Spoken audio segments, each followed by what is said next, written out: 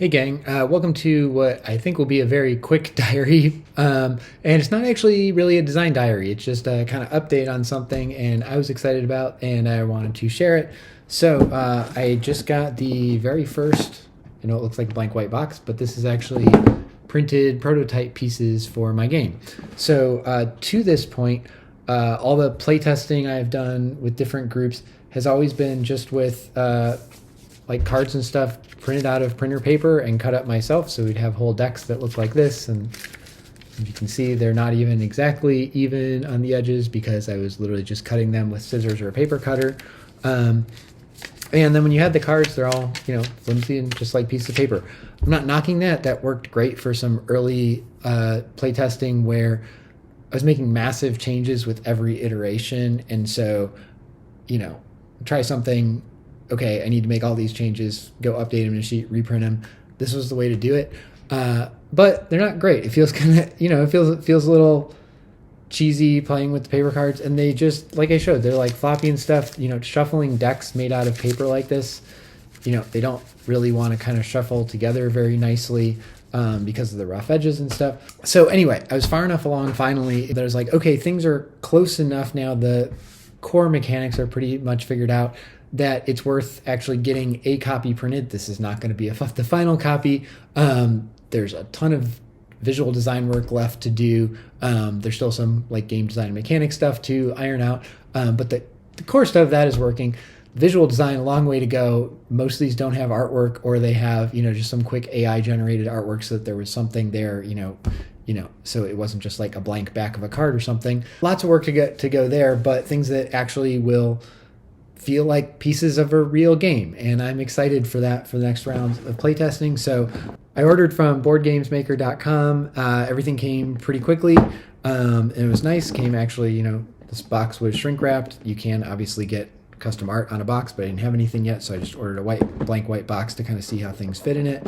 And I got one set of cards that also didn't fit, came separately, also shrink wrapped. Everything came very nicely. Everything looks really cool. I'll show you what some of the stuff looks like. But just was kind of excited to share this. Board Games Maker worked pretty quickly. Once I got the order in, they turned it around pretty quick. I didn't have to pay for like rush shipping or anything. It is not cheap to order single copies of things, so it's not something I'm planning on doing regularly. I'm hoping to do this one and then do a lot of play testing with this, and update things kind of as I need on here. And then, hopefully maybe do one or two more full printings of the thing before it's actually finalized. But this is not something I want to be doing regularly, reprinting the whole game. I'll kind of show you some of the stuff that's in here. So I have some actual money. So there's an IOU. There's some money, and these are kind of like floppy paper. A little. They definitely feel nicer than this sort of printer paper.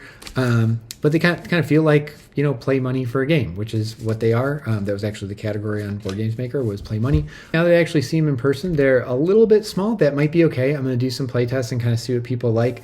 It might also be I was used to this point, all the play testing has been using the money from the game of life, which my kids sometimes like to play, so they will be glad I'm giving the money back because they went to play it and all the money was gone because I had taken it for a play test. The fact that this is like longer, I think makes a difference because if I pull out some cards here, it's just kind of comparable in size to a card. They almost match up. And I think just for, sort of tactile, maybe it would be better if they're different, or maybe not.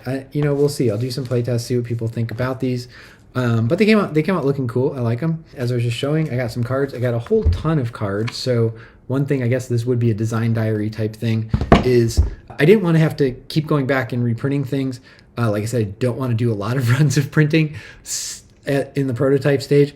So there were some areas where I know I'm not going to use all these cards, but I printed everything I thought I might need. So for instance, on the action cards, which are things like this, so here's one of them. This is a writer's block card. I talked about this in another design diary. I actually have more ideas for action cards than I think I'm actually going to want to put in the game in terms of deck size and cost and all that sort of thing.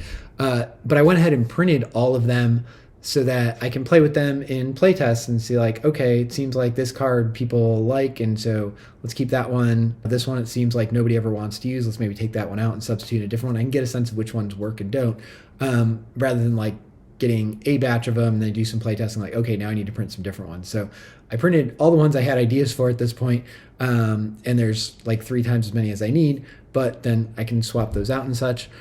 So I think that ultimately it was a good decision, although it did make this first printing even more expensive because I was printing like ridiculous amounts of cards. Same thing with some of the tokens and stuff that I'll show you. I'm not really sure yet how many need to be in the game, so I kind of overprinted, and then when I do playtest, I'm going to keep track of how many actually get used. It might turn out like, oh, for a 4-player game, you need, the max that ever got used was this many, so I don't need to print 3 times that much or something like that. So anyway, got like tons of cards. You can see here's this is not all one card. This is a giant deck of cards banded together. Here's a job card. And just for comparison, to kind of see how like the visual design has changed, aside from the fact this is just printed on printer paper, here was a job in a previous version. And here's kind of what those look like now. Obviously, the fact that they're actually on cards makes it look nicer and a lot cooler.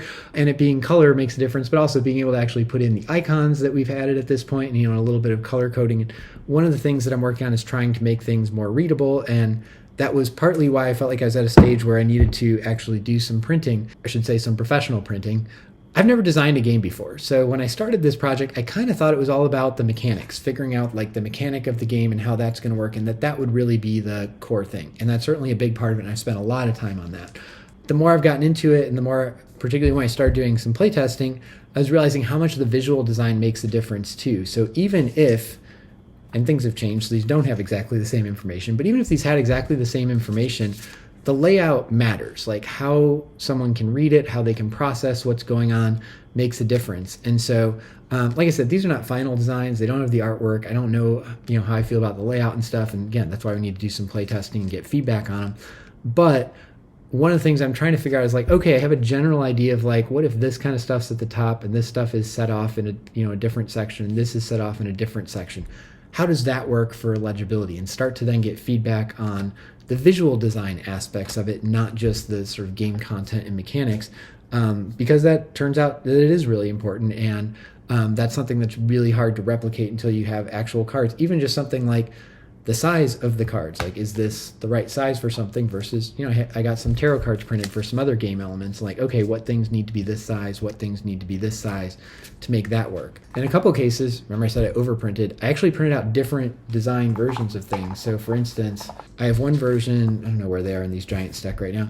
This is a job card, but the grad school cards are kind of similar in this version, but I also tried like a different design version of what a grad school card could look like, and I can kind of show these to people, maybe play test with both of them and see like what makes more sense to people, what's clear, what's not, and those will help me hone designs as we go on. Here's an example of a character card. These are printed on the tarot cards, and so this would be different for each character. I'll show you. I also got a whole bunch of cardboard chits printed out, so little tokens that you have to print out. This is very cool. I just loved looking at these, but you can see like here's some where there's different tokens corresponding with the characters. So like you have that kind of logo there. Again, these are all just sort of AI generated placeholders till we have actual design work done, and you can see these are the corresponding to that. So like when your tokens are on the board, you can match them back up with your character and have some visual connection there. But I couldn't do things like with color on this, so that was something else I wanted to play with. The designs are not at all final, but I did want to start to play with the questions of like, hey, if I color code things, is that helpful for people?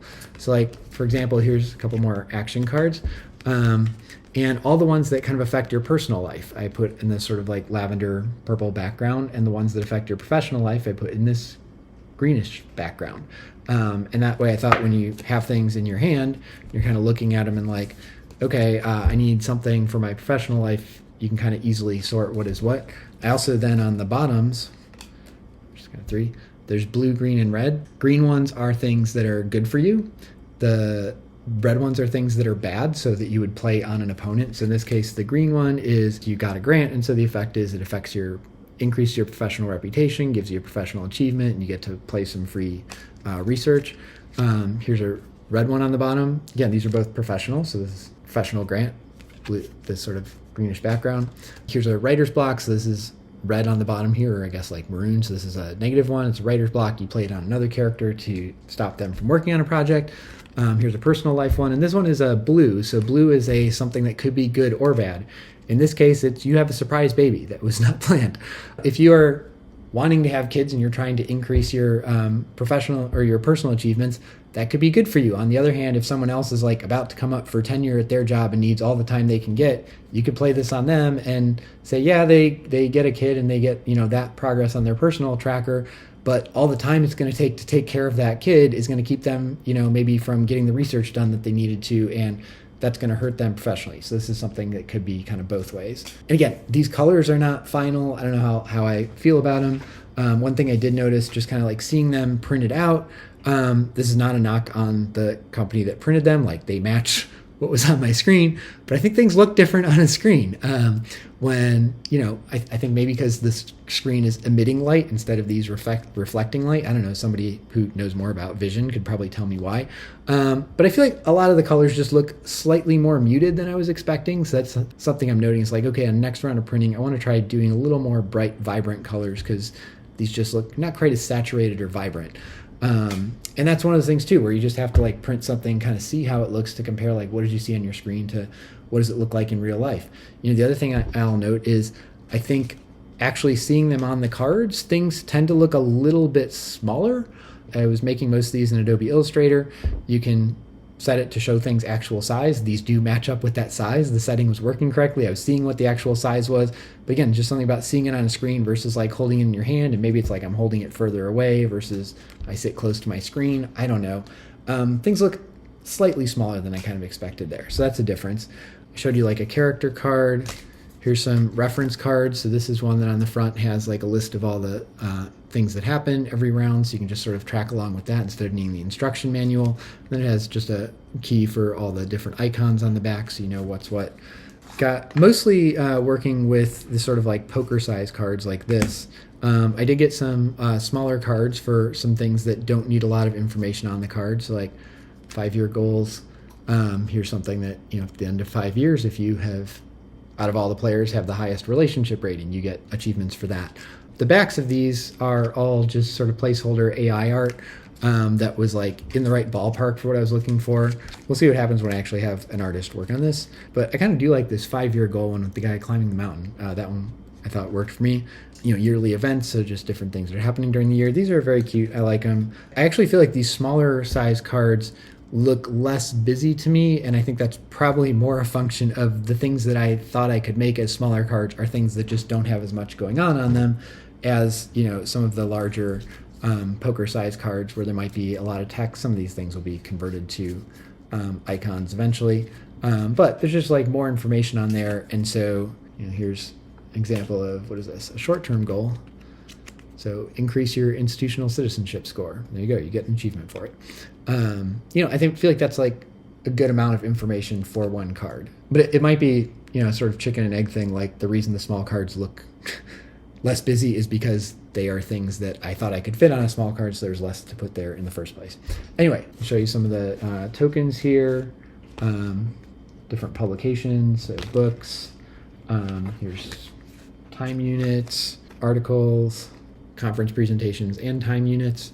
And I will say, something with these, and again, why I kind of thought it was maybe a good time to go ahead and get some things professionally printed. The mechanics are worked out enough that I have a general sense of like, what pieces am I going to need? Now, the artwork on these is not final. These are probably going to look very different in the final version. It's not necessarily that, this is what a book token is going to look like, but I'm pretty sure there's going to be a book token, and it's going to be, okay, depending on the tier, it's worth 30 or 40 or 50 points. Like, those numbers might change, and if I, during playtest find I need to change those before I reprint, I can always just take a Sharpie and scribble on these and change them, to keep updating things for the various playtests. But I think there's gonna be something like that. So now that I have these, even if the design keeps changing, I can keep using these for the playtests. And the tokens are kind of the thing I'm actually the most excited about. I just think it's really cool. Like, look at all these punch-out tokens for my game. That's cool. For the earlier playtests, where I was printing things out on paper, this is what I was using, is literally tiny little pieces of paper. Here's a second tier book, 40. So that is the same thing as a second tier book here, but these are really hard to work with. Like, you get a stack of these and they're tiny, and kind of like making sure you just have one or just have two. And we'd literally have playtests where, somebody had a couple of book and article tokens, and someone like moved their arm too fast, and these little pieces of paper would just blow onto somebody else's board or blow off the table, or blow back into a stack, and you're like, how many things did you have there? I'm not really sure. I don't remember. So literally on a practical level, it's going to be much nicer doing playtests with tokens that, they're still cardboard chips. They're not super heavy, but they're heavy enough they will stay in place, and moving your arm is not going to blow everything around like these tiny little paper ones. Aside from just feeling cooler and making it feel more like you're playing a real game, this felt, really low rent, cheesy, not very cool. And again, worked fine, and I probably needed to do some playtests like this to make sure I kind of had the initial stuff figured out. But as I keep iterating, I can keep using some version of these without having to reprint them every time, even if I have to scribble on them and change them. That will be better than this. I think that's a big step forward. One other thing I'll just note with these is at a board games maker, and I assume at most online board game shops where you might get things printed if you're printing prototypes of games, they have different kinds of ways they can print things. So for like these cardboard chits, you can get them in a couple different thicknesses, in different finishes. There's like a matte, there's a gloss, there's linen matte, linen gloss. And so something I did, since I had to order a bunch of them, was each board I ordered in a different finish or thickness so that I could kind of get a sense of what all of them are like. And as we're playing, be like, oh yeah, actually people seem to like this finish better, or this one makes it, easier to pick them up or harder to pick them up or easier to see or whatever. That's still a long ways off, but looking ahead towards, hey, when I actually want to get these printed, what version of, the actual materials do I want to use? I also did a thing at Board Games Maker. They have, again, I assume other things have this as well, where you could order a little pack for like 70 cents that has cards in all the different textures and finishes they make, so you can kind of like feel them and try them out and get a sense of like, oh, what's the difference between these and what ones might I want to do. I kind of did the same thing with printing the cards, that I printed some of the decks in different styles of material and stuff just to get a sense of those, but there's a lot more variations on the cards possible than I was printing decks. Honestly, for the giant deck, I just went with the whatever the cheapest option was. But this way I can kind of feel out some of those and get a little sense of the materials of what'll work. Anyway, I think that's all I had to say. I realized this was more just like, hey, I'm excited about this, although there was a little bit about the design process and prototyping in here. So hopefully that was interesting and helpful as well. But really, it was mostly like, hey, this was exciting, and I'm really looking forward to being able to do the next round of playtests with something that looks and feels more like an actual game. Again, nothing's finalized or finished, and there's still a long ways to go. But I think if you're holding a hand of cards and you're sitting there like this, that feels a lot cooler than I'm holding a bunch of pieces of cut up paper that don't kind of move nicely and I can't really shuffle and stuff like that. I just think that'll be cool. And honestly, I was kind of surprised, like opening this up and looking at all the pieces, just kind of how neat it felt. Like, oh, this is really cool to like hold these pieces of my game that I have been working on. It was a little bit like when I got my first book published. All the work was in writing the book, and that's really the achievement, but actually like holding the physical thing, like, wow, this actually looks like a book, and it feels like something someone would buy instead of just like a bunch of stuff straight out of Microsoft Word or something. And a little bit of the same vibe here. It was really cool. I was excited about that. So thanks for watching this. I hope that was something interesting in there. And you will start seeing some of these pieces, hopefully, in some of the other design diaries. And I'm also going to be getting back into playtesting. I put some playtests on hold while I was waiting for this to come in because I wanted to do the next rounds of testing with the actual physical materials. So I'll be doing that. And yeah, I'll see you next time.